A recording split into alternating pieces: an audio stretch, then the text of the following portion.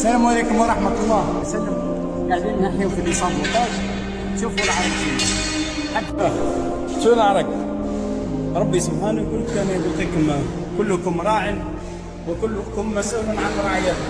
الإنسان ما دام احنا كلفنا ربي سبحانه أن نكونوا هنا واقفين على المسجد، لازم نكونوا واقفين قدها، لازم قد المسؤولين.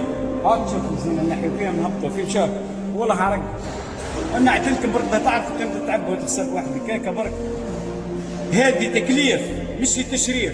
كاين الناس يحبوا يخشوا في جمعيات، المهم في جمعيه وفراد ولا في لجنه وفراد، فهمتي؟ بالقصبه يحوسوا كما نقولوا يبين شرفوا لا وفلان والله هو في اللجنه الدينيه. اي تكليف مش تشريف. نطلب منكم خوتنا اللي يشوفوا فينا ادعيوا لنا بركه خوتنا، ربي يعطينا صحتنا ويعطينا القوه ويعطينا الجهد. هذه اي حرب.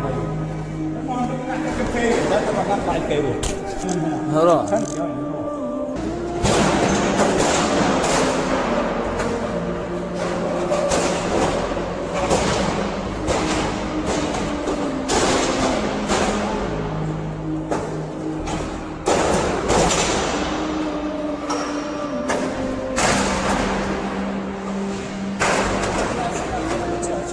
شو يحضر معهم فيريات؟ تقولوا لهم فيريات؟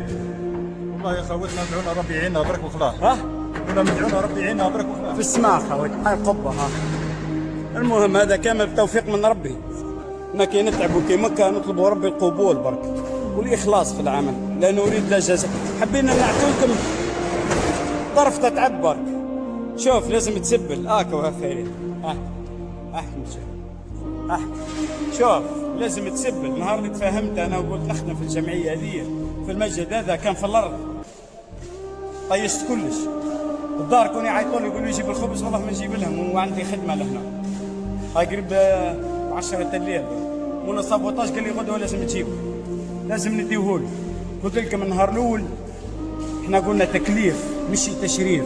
احنا في اللجنه ننصح خوتنا كل مش يقدر يجيب قرعه تاع جريزيل ما كان له يخش في لجنه تاع دينيه، ما كان له يخش مش يقدر يعاون يقدم اضافه للجنه ولا جمعيه، ما كان له يخش.